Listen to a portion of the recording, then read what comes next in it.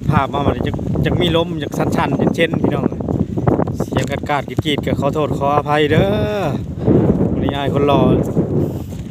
คนแต่งตัวรอได้มื้อนี้ได้สมซื่อได้มื้อนี้เพิ่นสิลงหนองเพิ่นว่าลงหนองป่า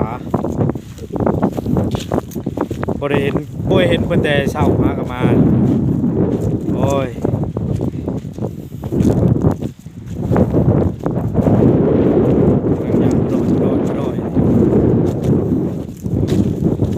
อย่างน้ำข้นเพิ่นได้เดียวนี่ได้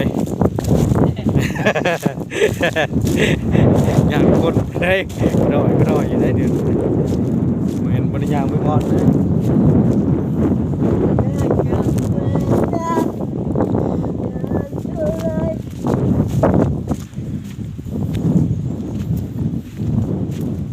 พูดเป็นพอดเป็นเต้นเป็นดองอยู่ได้พูดธรรมดาได้พูด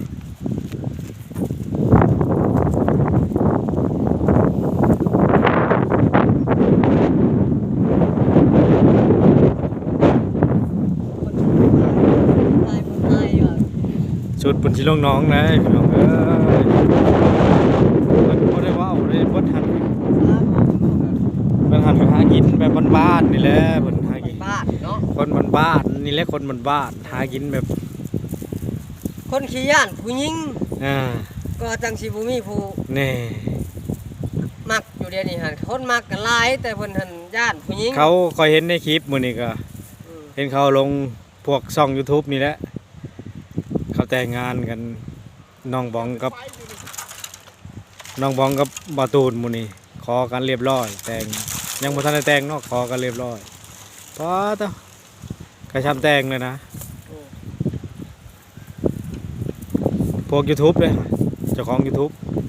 แบบเขาเคยเห็น YouTube ช่วยเหลือเอากับคันผ่านผู้ใดจังสิช่วยเหลืออันนี้มันผ่านก่อนจากอีไลน์ก็คนติดตาม 4,000 เลยก็โอเคนะ 4,000แล้วถือว่าผ่านเนาะผ่าน 4,000 คนเลยผ่านเบิ่งเอาไปทางหน้าก่อนเนาะไปหากินปลาวังเก่านี่แหละเอาไว้ดีๆนะทึบจึงจับเรียบร้อยพี่น้องเอ้ยเป็นภัยตรวจโหลดแม่นรถเลย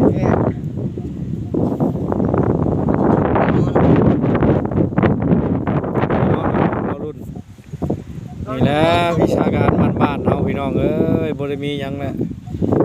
คิดแต่ละมือก็มันบ่มีแนวเฮ็ดเลยเฮ็ดไป